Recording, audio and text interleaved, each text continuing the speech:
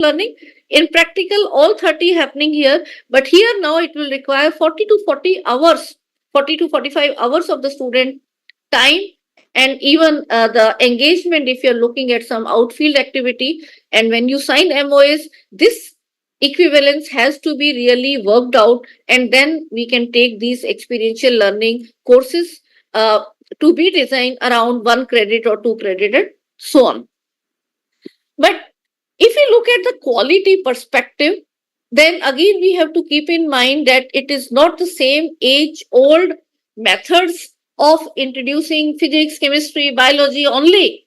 So the learning hours will not only include the curricular areas, but also the co-curricular and extracurricular areas. And that will mean that not only the classroom teaching, assessments, or the other things that we are doing, they will be definitely part. But apart from that, we also have to include experiential celebration of festivals in institutions, self-defense classes, other contests, events, competitions,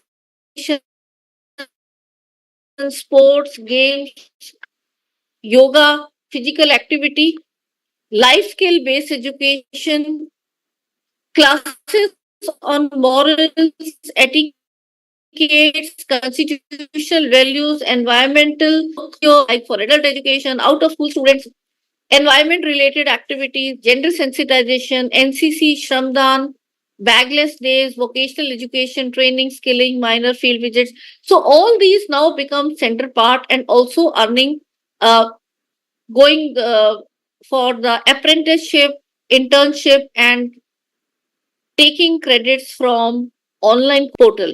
But then the institutions have to be passing these from their statutory bodies and make the corresponding mandate, and then and only then we can go further.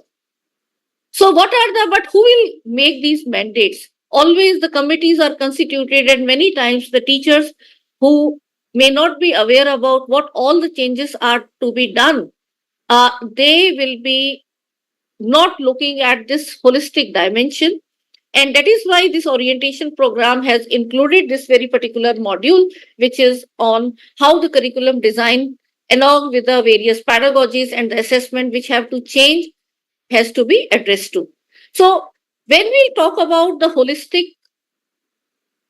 development of the students, till now we were focusing only on the academic axis, and that is now clearly reflected in National Higher Education Qualification Framework. And there are various parameters, like it has to be aligned to the outcome based education, which I'll be touching upon in my next part of today's delivery. But apart from that, when you're restructuring what all type of courses, not only the academic component, but you also have to keep the skill component. So the skill courses, you can get it from National Skill Qualification Framework, or any institution.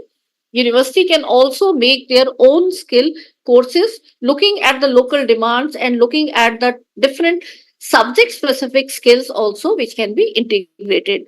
Apart from that, the experiential learning, and that's where the internship, the projects, and other components will come. And that also becomes very important. And all these three collectively will be providing an opportunity to the students to make him or her not only a competent professional, but also a good Indian citizen and a good human being. So that is what is the requirement that we have to be looking for, making our students holistically develop. And this warrants, it will be possible only when we are looking at competency based education and training, or the outcome based learning. And in order to prepare ourselves in this direction, has to be appropriately designed. Now, if we design any curriculum, we have to also keep in mind the constitution of our country.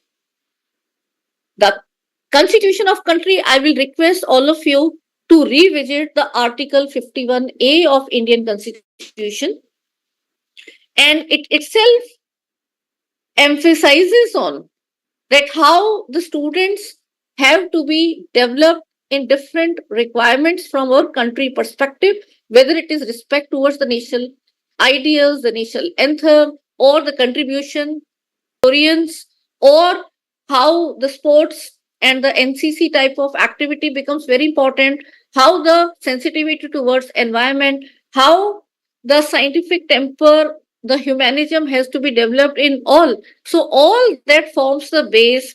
And now keeping these in mind, these two slides, yes, I will request this and the next slide, you should have to keep in mind while you design any curriculum. So, what are these? This is also given in the National Higher Education Qualification Framework. Each of these parameters is explained in detail. But let me tell you briefly, and this should be looked up by all of you in a great depth and detail, and try to correlate for your existing curricular provisions that you have in the topic that you're teaching, and try to improve upon that. Many of you may say that we are not there, but then the change will happen in a very gradual way. Don't expect that the very next day you will go and then change it. Unless or until you are in the courses of committee, the change will not happen. And that is why we have to be looking into that each and every teacher should be attending these programs and understanding this in a great detail, because this is where the direct implication of NEP and the students who are getting now so many other things added.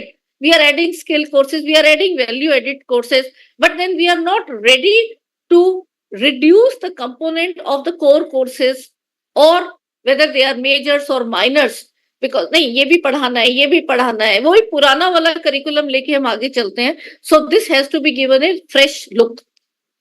And in order to give this fresh look, what all you have to keep in mind is, first is the comprehensive knowledge, coherent understanding. This is something that we have been doing in our old curriculum also. The practical approach also. But then one thing I will like to mention in the practical is, many times the practicals, the experiments that we add, they have nothing to do with the theory. Don't do that, because practicals should be aligned with the theoretical component, and that is something which they will be looking into. Also, they should be recent requirements from the industry point of view. You can align as per your course. Let me take you one example. Let's suppose there is a biology student, and if he or she wants to go into the pathology lab. So in the pathology lab, if I and my friend, they go and to check their urine or blood tested for, say, for example, the blood sugar. Okay. And our samples get mixed up. Now what is going to happen? The person who is having diabetes, he or she may be given that, okay, you're not having. But then that also will be damaging to her body, and the other may be given other false. So the false results, the false labeling, the not proper handling of the instrument can be looked where the students are going, and then all these skills can be integrated in the practical component. Other thing is capacity to extrapolate from what has been learned, translate the concept to real life situation. Many times the students are actually more of rote learning, but they are not able to relate where this particular concept is getting applied in real life. So we have to be preparing them for the real life situations where they can be correlated and apply the acquired competencies in new or unfamiliar contexts. Otherwise, for humanity, how would we solve the problems like if the corona type of thing happens again? So this is an unfamiliar situation, and all the students studying any field, they will have different role in handling these type of unforeseen situation. Other important part I will like your attention is the generic learning outcomes. Now, these generic learning outcomes have to be structurally added in the curriculum. And now, when you look at the so-called syllabi, actually curriculum will include the syllabi with the depth that what all activities should be added to have these generic learning outcomes also embedded and also assessed. So how, which activities, how will you teach them, and how it will be assessed And what are these generic learning outcomes? Problem solving, critical thinking, creativity, communication skill, analytical reasoning or thinking, research related skills, coordinating or collaborating with others, leadership readiness, learning how to learn digital and technological skills, multicultural competence, value inculcation, including environment and sustainability, autonomy, responsibility, accountability, environmental awareness and action, empathy, community engagement. Now, it is not that we just add a paper of communication skill or we add a paper of design thinking or critical thinking and then say it is done. No, all of these we have to think that how they need to be integrated into every subject that we are teaching.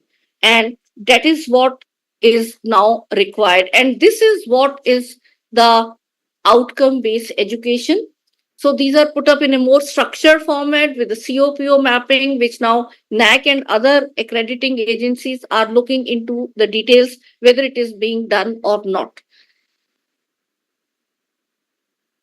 My first exposure to the proper learning of outcome based education happened at AICT when I was working in a committee for making their studios.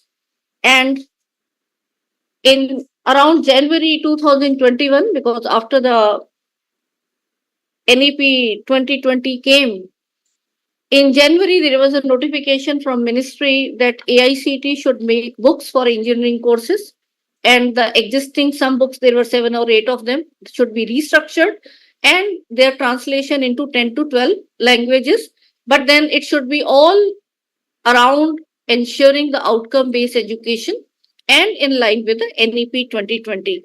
NEP, I was aware, but then outcome based education I studied because when the chemistry book was given to me, that we are seeking inputs from various experts, and you also give us your expert.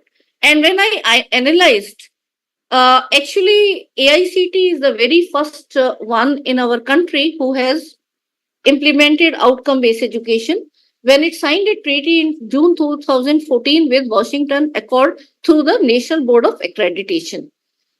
NPA is the body of AICT, just like the NAAC is of the UGC. Fine. So, Washington Accord is the international body which uh, has various of these graduate attributes, and it's an accrediting body, and it ties up with various accreditation institutions across the different countries. And after India became signatory, then these 12 graduate attributes, which are called as program outcomes. Why program outcome? Because for an engineering graduate, after 4 years, the program of engineer, so these traits should be tested, and also learning outcomes around these are to be framed.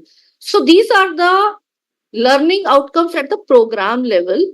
And when we realize in the books as well as in the class, all the focus was on 1, 2, 3, and nowhere on how do you inculcate ethics in engineer or environment, sustainability, communication. So what you see, the program outcomes are combination of subject specific and the generic learning outcomes, which I showed you the 2 slides. And these will be obtained by your regulators.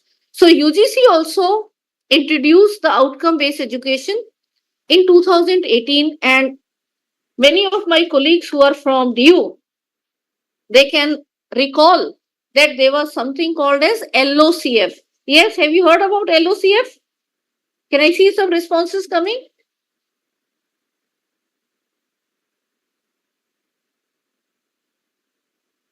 LOCF, which is Learning Outcome Curriculum Framework. So there was a document made by UGC, and all the universities were told to follow. And what happened, unfortunately, was that in the existing curriculum, without changing any syllabi, we just added 4, 5 lines of the learning outcomes, but that is not in the right spirit. Learning outcomes should be also aligned with the activities and assessment. So let us try to know slightly more about learning outcomes, and I will request you should go into more detail. Learning outcome is an exit outcome defined as a visible display of the learning which is measurable at various levels. Unless or until it is measurable, it is no. And that's why the COPO mapping with every assessment is now becoming important requirement if you look at the NAAC criteria. Activities which learner will be able to perform a completion of a teaching learning process in a course or a program. So if we are talking about program level, they are POs.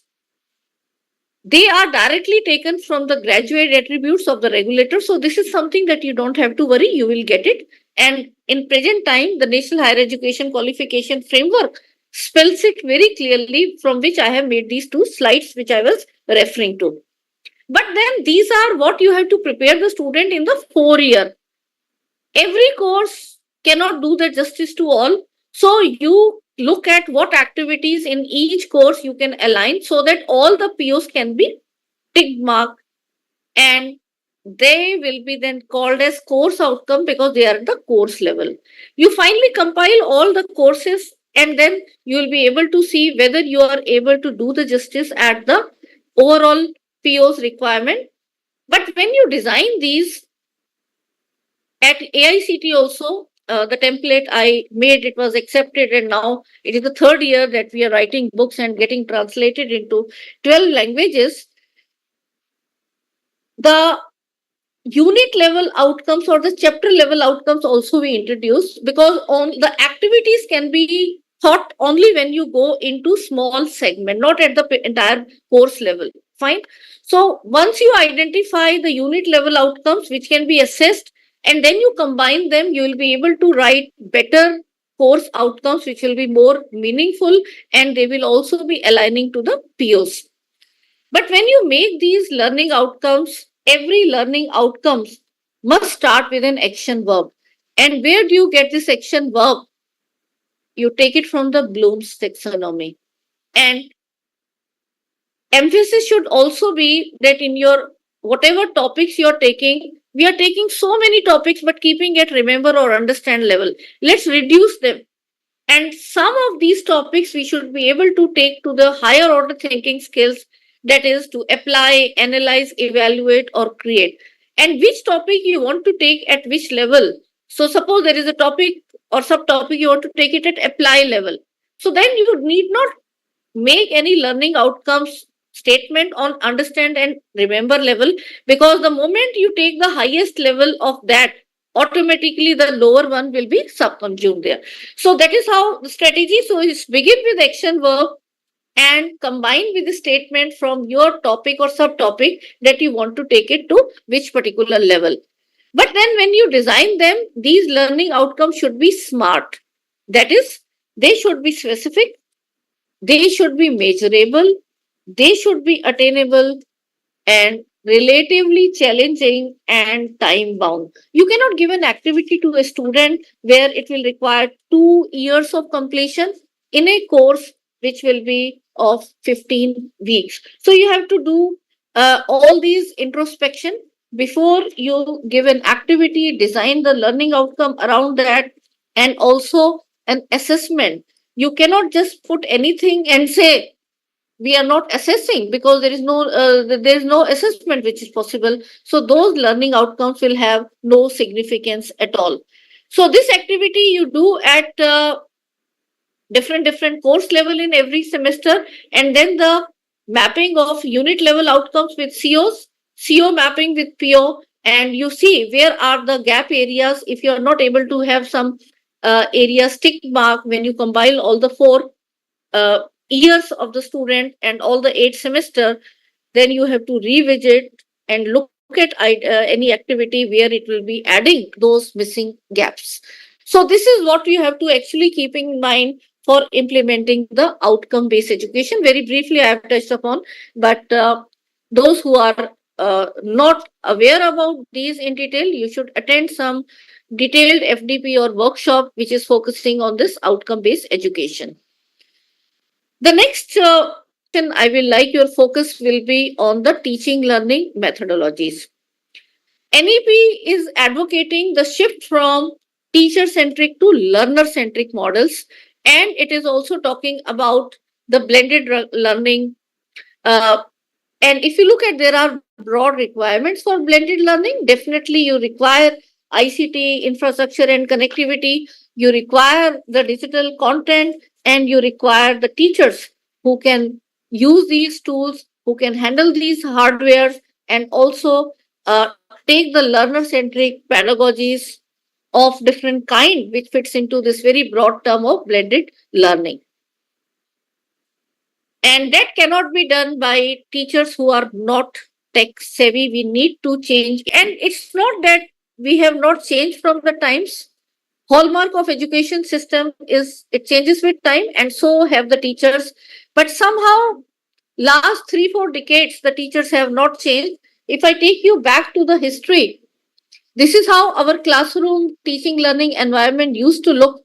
But then, can we have this type of system right now? Can I get some responses from any of you? Why are we not going back to this?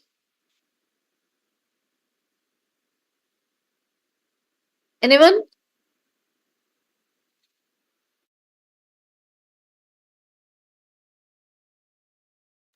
I'm looking for your response, waiting for your response in the chat.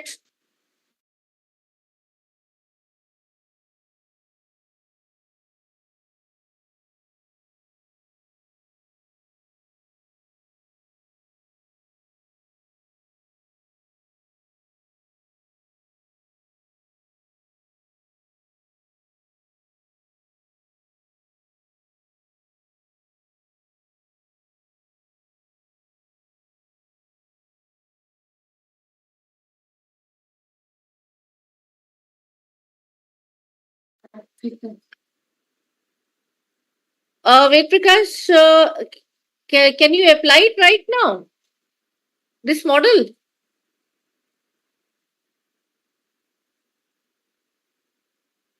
I think who is the organizing team member? Can little bit. No, but then why did we change? It cannot be. Let me tell you, there are many positive things because it was really more learner centric. You have a good student teacher ratio, which now we have more. But then, was everyone allowed to enter into such premises? Have you heard about the stories of Eklavya? And at that time, there were only few privileged one. राजा महाराजाओं के बच्चों के लिए education थी, not for the masses. Now, as the requirement grew for masses, obviously you have to keep more students in the class. And at that time, the advent of the Takhti Kalam, the blackboard, the green board, we shifted to these models. But look at the plight of the teachers. The teacher who was comfortable handling just 4 or 5 students is now having 30, 40, 50 in front. And but then we learned how to handle because we have to also display what we are writing.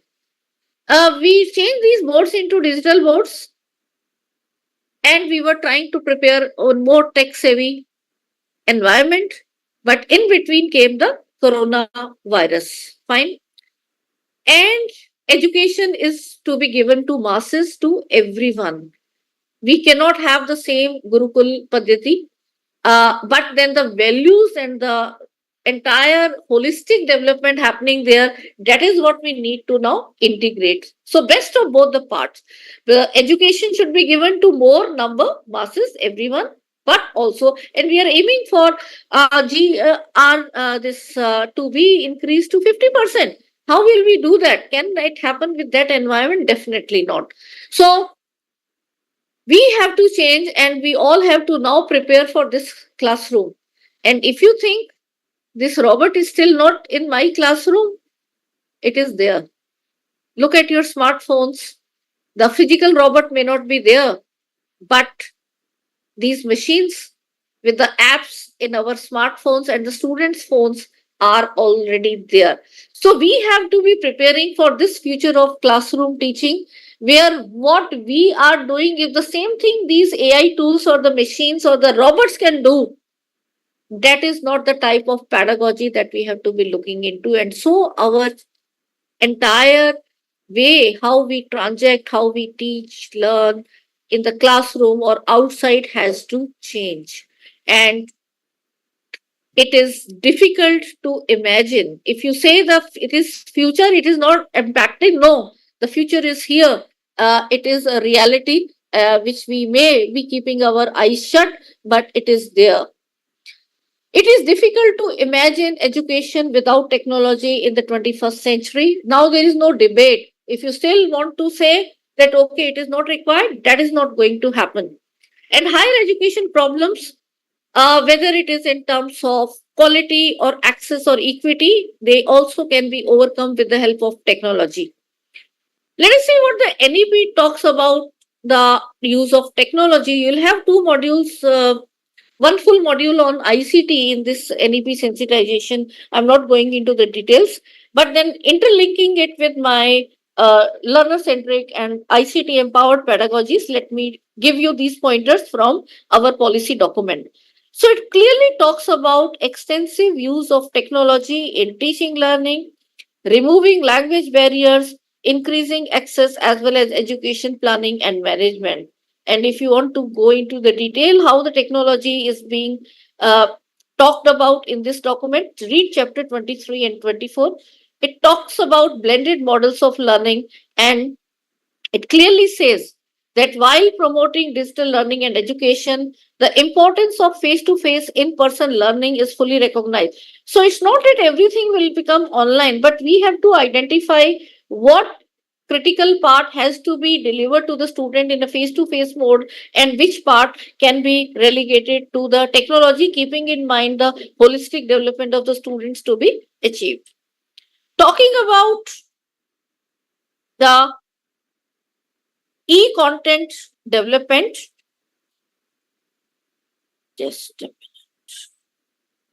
before that, I will also share with you one model. Just give me 1 minute.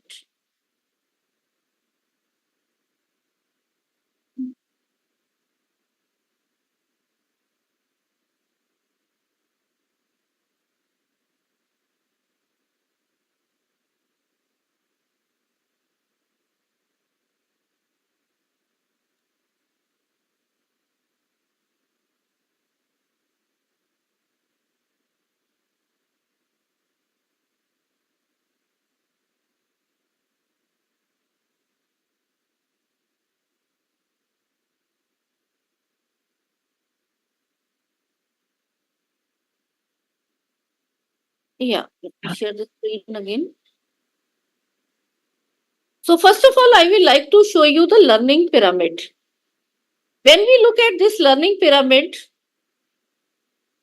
and now try to relate with what learning models you are having in your classroom situation, you can identify your situation as a student and also look at the plight of your kids going in the schools when you are a parent, and you look also when you are a teacher now. And if you walk in the corridors of any institution, how much time the teacher is near the board? Can I get the answer? How much time the teacher is near the board?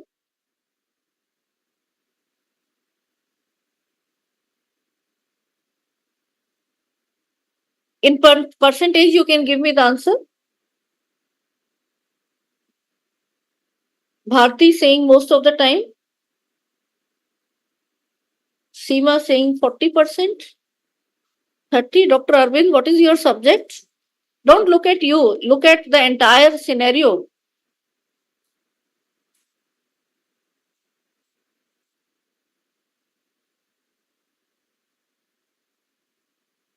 And let us be honest in that more than 80% on an average, the teachers are near the board. That is what is a teacher centric model.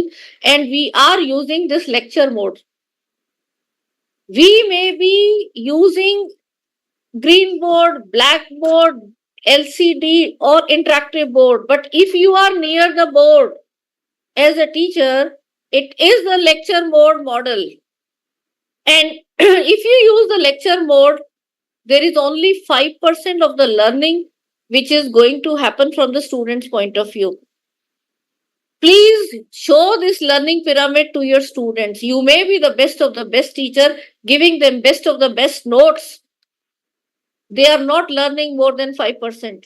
They may be getting 99, 100%. This is the sorry state, and that is why the hue and cry in national education policy that the learner-centric model should be there. Now, how do we go towards them? How do we increase the learning? Again, it is based on well-established research by educationists that if the students read, the 5% increases to 10%, not beyond that. But the moment you add audio visual aids, animations, visuals, then it increases to 20%. So see, the lecture mode, if you convert into video, can go into 20%. Demonstration increases to 30%. Discussion group increases to 50%. Practice by doing the experiential learning, it increases to 75%. Bharti, if you are doing the students to bring near the board by solving examples, that is definitely a learner-centric model, but we should be looking into these type of various other formats as well. Thanks for your input. Fine. So, where the learning becomes most is teaching others. And that's why in our profession, when we teach after 20, 30, 40 years, and then we say, now we have learned this in a better way. Because we have been teaching the same thing again and again for so. Now, can that model be used by our students?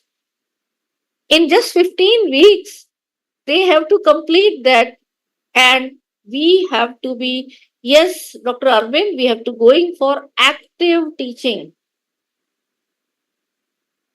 Can be one model, but it will not have so much. It will have to be a different ways. So teaching others, you can involve the students to help each other. So when you give problem solving, some of the students come out with the answer first. So you can tell them that now you help others. So in that way also the interactions, the discussions can happen, and that can. But there are many other models which some of these I'll be reflecting upon. So one thing I will like to give you, this is my own publication with Professor Bakshi, that we both are actually working to take this entire center further in this direction, is that in half of the slide we have put up this traditional mode, and if we have to change the traditional to the flip mode or in the blended learning, what all we need to do. But then why we need to shift?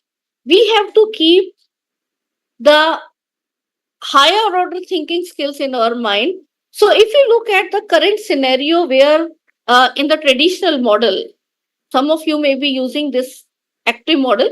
So don't look at that. But then once we have to convince in NEP, when we are talking about that, we have to go into these type of blended learning models. And why the problem? Let us look at the school education as an example. The best of the best teacher will introduce the new content by making best of her or his effort for making notes from the available books, asking seniors and whatnot. And in the classroom, he or she will be focusing on remember and understand. But then some examples of apply level, which are numerical question, may be given in the NCRT or other textbooks which are followed. And what is given as the homework? The homework is given the unsolved problems after that chapter, and that's where the problem starts. Now, please look up at your kids also coming home to saying you, Mama, Papa, this is the homework given by the teacher. उन्होंने आसान काम कर लिया. What all she told in the class is already there in the books, but he gave me the unsolved problems. And those are the areas where, as educated parents, we sit with the student. हमारे पास time नहीं है. We tell the tutor, we hire tutor. Then there are group tuition, and this entire coaching mafia is flourishing on this part. I think we have gone entirely wrong direction. All these things should be hand-holded. पहले तो आज syllabus इतना, just reduce it. Whatever has to be taught, learned, it should be given in the best school scenario. For the lower classes, there should not be any homework. बच्चे को आप 1 घंटा 2 घंटा फालतू बिठा लो, वहां पे क्या कर रहे हो? We have to also understand this and handhold our school education system. We can reverse it. So for the lower classes, both these, the traditional model should be enhanced so that there is no outside class, and the higher order thinking skills should be done inside the class. Project, any other activity, discussion, it has to happen inside. There should not be any homework coming कि इसमें रात के 12 बजे बैठ के parents homework कर रहे हैं और वो या कोई भाई बहन उसका होमवर्क करके दे रहा है. What type of system we have reached into? But for the higher education, and at least from class 9th onwards, the flipped classroom model should be integrated, because there you have to cover more volume in terms of taking the students to accepting, because the content is also expanding, so you cannot even keep on confining. So what is that better model is that whatever is happening at remember understand level, what you are doing in your class, identify a video which you can find as any open education resource, as MOOCs or online course. If you can find, fine. If you cannot, you should know the tools how to make your own video. Prepare a video, and that video has to be given outside the class. And now the student, you will be able to do this.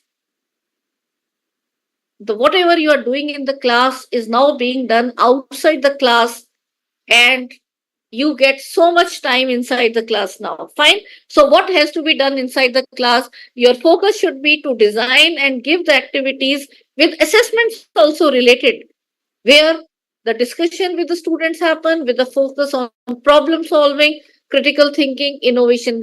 Please stop teaching.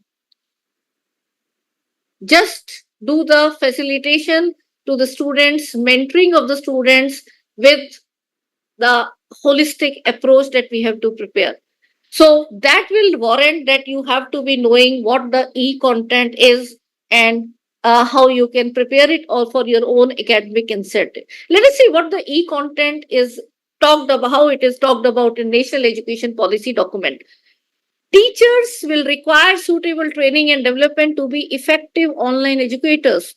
It cannot be assumed that a good teacher in a traditional classroom will automatically be a good teacher in an online class, because you have to know the various tools and the appropriate pedagogies where you can implement this. And teachers will undergo rigorous training in learner-centric. What I mentioned is only one. There are numerous learner-centric pedagogies, and once you know, depending upon your subject, your different topics, you can use and mix and match. And also on how to become high quality online content creators themselves using online teaching platforms and tools. If you look at 30 years back, teachers, they were not knowing how to create a Word doc. Now, this question need not be asked that do you know how to make a question paper setting using typed, or will you give it handwritten and then we'll put some typist? No. Similarly, within next 5 years, I foresee that every teacher should be knowing how to have their own videos and taking mix and match. They should know the video editing tools and create these on various platforms and give it to the students for that seamless support layer outside the classroom. And inside the classroom, there has to be more human touch, the integration. In that way, the blended learning, where the quality of education will go. Otherwise, you keep on telling the same thing, the students may not even come to your class or be sleeping in your class, and just for 4 days they can do the rote learning and get 90%. So what are you doing in your entire classroom? Delivery is just a waste thing. So it clearly tells about, this line says is all about our role, that there will be emphasis on the teacher's role in facilitating active student engagement with the content and with each other. So the content, without the content, you cannot actually move ahead. The students will say the content is not good. No, ma'am, samajh nahi aaya. You tell us again. So you will be again putting your time into explaining. You make your own videos also, give additional videos and tell, now you come prepared, watch them any number of times, because you'll be slow learners also. So all that, once you have, you can move to the interactive classroom, the blended model can be. And in order to prepare the e-content, there are academic incentives also. When we got the project of EPG Pathshala in 2013, there were none. And later on in 2016, it was introduced. And in 2018 now, which is the latest applicable CAS for all of us, you can see the contribution not only to the chapter writing or the book writing or the research paper, but also the contribution into MOOCs and e-content development. So the e-content, there are various formats, but somehow the video is picking up greatly. Why? Because the smartphones have become cheap as you look at overall, and the students can have better battery life, so that the rural kids also, where the light issue may be their electricity problem, they also can use it. There are various open educational resources from Government of India point of view. There are portals like Swayam, NIOS, NCRT also making school level MOOCs, NPTEL, CEC, and InfluentNet and all. So you can see what all content is available. If it is fine enough to take the models of blended learning further, you take them. But if not, then you create your own. So when you create, there are various requirements that we look up.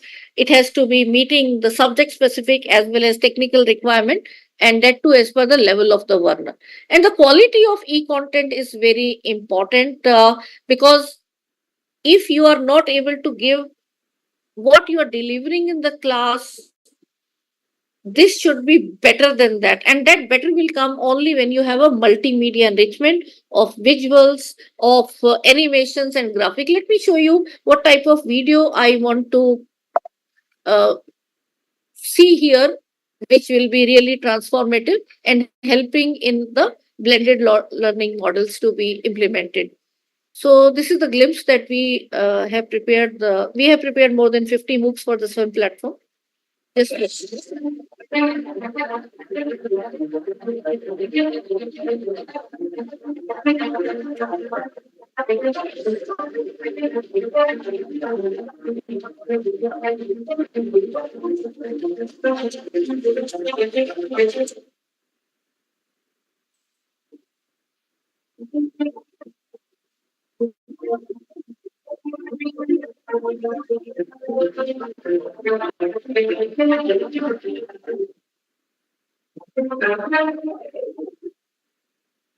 In the year 2018, the Nobel Prize in Chemistry was awarded to 3 scientists, as you can see here: Francis H. Arnold, George P. Smith, and Sir Gregory P. Winter.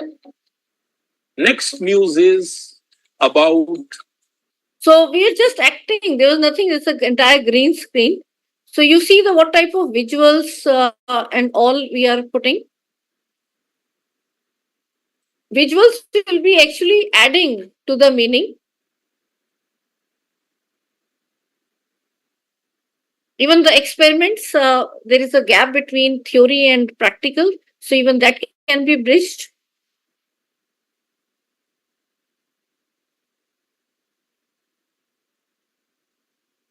We also perform some interviews. So think in your own subject what all interviews, because you may be saying the same thing, but if an expert of that field talks about it, is more impact. And as you can see here, you have got kilogram. Now that will be based on the Planck constant. Meter, that will be based on this. So this thing I could also have said, but then we approach these experts like another interview, let me show you, of Professor in Department of Cardiology, AIMS. And I was, as a chemistry teacher, talking about the structures of the fats and oils and how it damages if it is overheated into converts into trans fat, what happens inside our body. So, but then my saying was not so impactful as he says. So we took these type of clippings and added in the e content. So try to see from your own requirement that what all you can add. Similarly, you see there are the different Structure as shown. animations. On the left, you have atoms which form bonds, and these bonds are of the order of few angstroms. You can have three-dimensional connectivity, as on the left, and layered structures like in graphite shown in the right. And these kind of solids can be studied using X-ray diffraction. Then similarly, animations created, visuals and all, you can see we also went to some industries.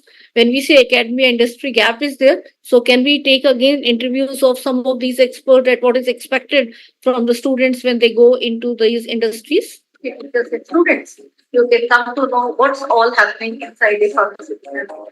Pharmaceutical. So we had focused on one of the industry in these modules. You can do the screen capture, whatever you can see on the screen many times, various softwares integrated with your subject requirement or any other simulation. So even these can be added. Questions also can be added to break the monotony. Look at, we created tick questions.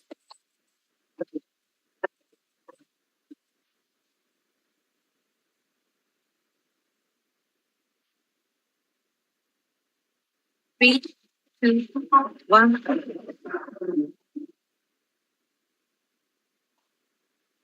So, any remember level of questions which are very important can be put up in between. Time to think.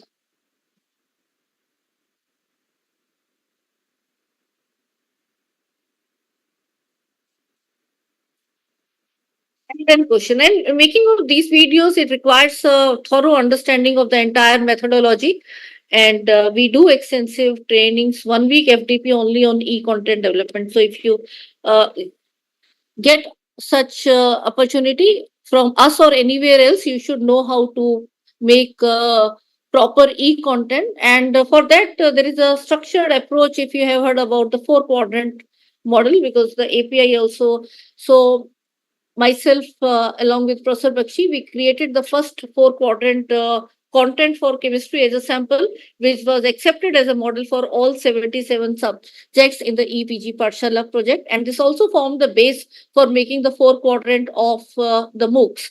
So here in this 4 quadrant, we had the one video, which we called as self-learn, one written text, then no more, where the value addition. Now, if you look at NEP, it is emphasizing so many, the case studies, how the ethics can be introduced, how historical perspective can be talked about, and then the assessment.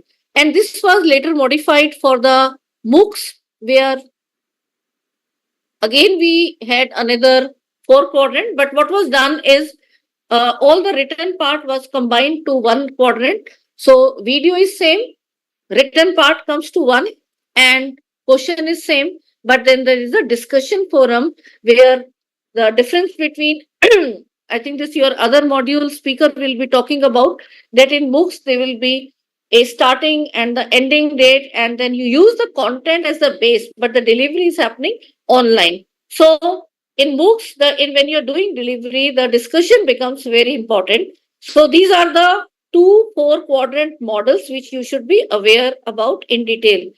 Knowing more details about the 4 quadrant of MOOCs, you can go to the SWAYAM MOOC guidelines where all these are clearly mentioned, and there are so many things that we talk about that which can be taken.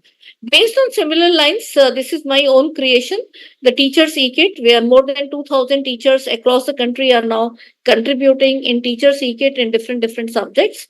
And this is again the visual I showed you, that how the blended learning model can be integrated. So now as teachers, what subject, which class, for every class you can prepare a teacher's e-kit. We have our template. Those who are interested, they can approach us, but only as a group work, and for the full paper, I cannot give you one module and you just take, I need 5 API. No, it is not for the point. It is as a group work, you evolve this, and this will require making 4 components. One is you prepare a flipped classroom video of 10 to 15 minutes, which can be given to the student prior to coming to the class.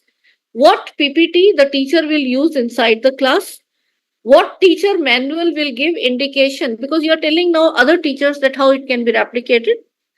After the students have watched this flipped classroom video, what all discussion can be done inside the class, what all activities can be given, what all questions, in every question integrated with Bloom's taxonomy, and then teachers know more, what the teachers should be knowing more. And this teachers know more was this I introduced in 2017 when we got this GIDTLC, when I made this teacher's e-kit. And you can see the no more component also in EPG Pathshala. And I am happy to share that when AICT make the template of the books for all the engineering and polytechnic discipline to implement NEP and outcome-based education, this is no more is retained there as well.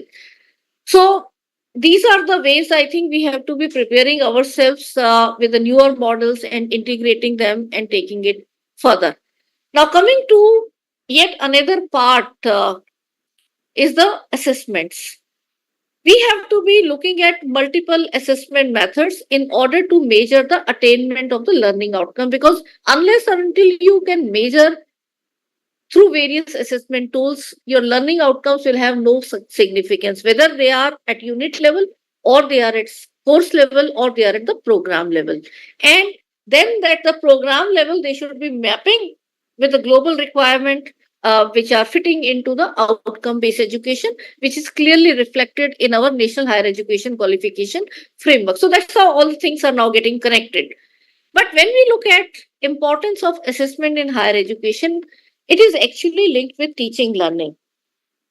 You may be innovative and doing best in your class, but if you are at the end, you are taking the assessment where the rote learning is the emphasis, the students will not pay any attention. So they have to be integrated with your assessment. And assessment drives learning.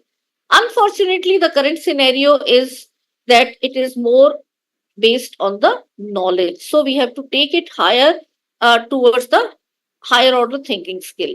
So in this direction, let us see what the NEP document says. NEP 2020 talks about revamping assessment. See, revamping is a very strong word, and it clearly shows that whatever assessments we are doing are not fine. We have to change them a lot. It talks about continuous formative assessments. And I would like to congratulate Delhi University to take the lead, because when we started NEP, the first year we had some written paper for the skill, but now the skill enhancement courses in the way they are predominantly wherever the practical component is there, they are fully continuous formative assessment. And that is the need, because the skill component cannot be checked just by the handwritten paper at the end. So we need to be focusing on continuous formative assessment. And assessment methods must be scientifically designed to continuously improve the learning and test the application of the knowledge. And it also talks about, because अब आपको इतने सारे test लेने हैं, test वैसे नहीं, but there will be different formats I'll be discussing. Then do use technology. So they will be helping you. Otherwise, you will be looking, there's more of a manual effort. मेरे तो पूरा time check करने में निकल जाता है. So don't go into those type of tests. Take the help of technology, and that's what tips I will be giving you. So the purpose of assessment, if we see, there are many folds, but somehow our focus has been more on assessment of learning. We should now see how the assessment for learning can be done, and assessment as learning through the technology and the gamification tools that we have. In the cognitive domain, the core courses, the subject specific heavy type of thing, we have not been able to take the students to test for the higher order thinking skill. So one challenge is in this front. But now, in the light of holistic development, we have added the skill papers, which will be testing the psychomotor domain, and the value added courses, which will be testing the affective domain. Now, you cannot have the same routine type of things. You have to have multiple assessment methods. For example, not only the assignment test exams, so they should be reduced. I happen to be in one of the autonomous colleges in the academic council where we have now introduced that rather than 3 hours paper, it will be just 1 hour written paper, and there will be continuous assessment through other modes. And what are these other modes? The objective questions in the form of quizzes can be there, projects, portfolio, internship, field work, role play, group discussion, concept map. So all these activities you give marks, blogs, debate, recitation, skit, art integrated activity, sport integrated activity. And when you make the question bank, try to align it with the Bloom's level. You will be able to know where you are taking it to the. So do mapping with every question should be mapped with CO and PO, and also with the Bloom's level. If you look at, there is one more called as Bloom's digital taxonomy. When you're designing activity, you can also keep in mind that what type of digital skill we want to integrate for our student, which is again very important and one of the program indicators as well. So this also can be referred, because if you tell them to just search, highlight, copy, they are at the lower order thinking skill. But as you tell them to make some documentary, do some podcast, blogging, then you are taking it to the higher level. And there are now many professions which are arising only around these skills. In the individual performance, apart from the test, exams, assignments, etc., I will also tell to make a portfolio. A portfolio is a systematic collection of student work that represents student activities, accomplishment, and achievements over a specific period of time. And rather than doing it handwritten mode, tell the students to make their own website. There are free tools available, like Google site is there. Though we are using Microsoft, they can make it in this way, or there are book creator or EduBlog. So there are so many tools. Along with, there is also Canva, the graphic. They can make so many things and share the QR code with the teacher as well as to their future employer. That okay, what all you have done at the UG level. So tell them to keep on taking pictures and videos, and that can be put up there. And it will also be helping you as institution to be looking at when you have the not NAAC documentation, and also so they will be available handy to you and you can put.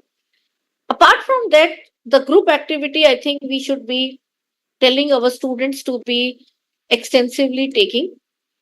So I will rather request for every course you should have a group activity, and at compulsory for every skill paper, because you'll have ample time, give them a group project which they can uh, do, whether it is a field activity or some survey or some, so they